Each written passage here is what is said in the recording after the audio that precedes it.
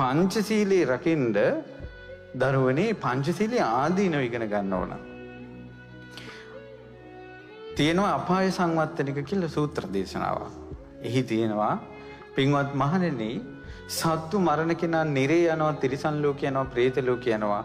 මනුස්ස ලෝකයට ආවට පස්සේ ප්‍රාණඝාතයේ අවම විපාකේ විඳිනවා. ප්‍රාණඝාතයේ අවම විපාකේ තමයි අඩු වයසින් මැරෙන එක. අඩු වයසින් මැරෙනවා කියන්නේ ප්‍රාණඝාතයේ අවම විපාක. සොරකම් කරන කෙනා නිරේ යනවා, තිරිසන් ලෝක යනවා, പ്രേත ලෝක යනවා. මනුස්ස ලෝකේ ආවට පස්සේ සකල සේසත නැති වෙනවා. ඒක සොරකමේ අවම විපාක තමයි සකල සේසත නැති වෙනවා. අනේ මම පහුගිය කාලේ කොරියාවේ ධර්ම ප්‍රචාරයට ගියා.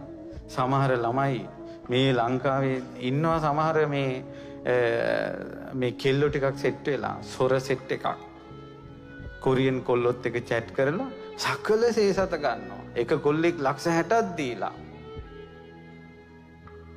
ගෙදර එන්නේ හිස් අතින් ගෑනුන්ට ඔක්කොම පුදලා.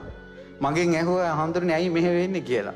මං කිව්වා සතුටු වෙන්න අටමහා කුසල් වලින් එකක් කරගත්තා කියලා. සකල සේසත ගෑණියෙකුට පුදලා.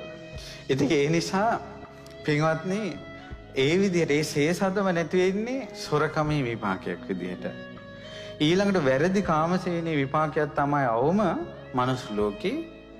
අවම විපාකේ තමයි යන තැන සතුරෝ.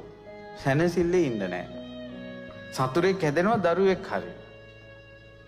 බොරු කීමේ අවම විපාකේ තමයි මනුස්ස ලෝකෙට ආවට පස්සේ අභූත චෝදනා.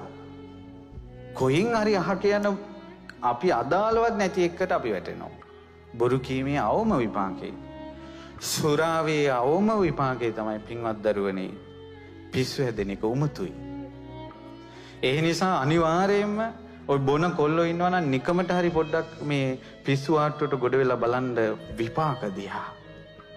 ලස්සන මිනිස්සු පිස්සු හැදිලා දොඩවන හැටි අවම විපාකයයි.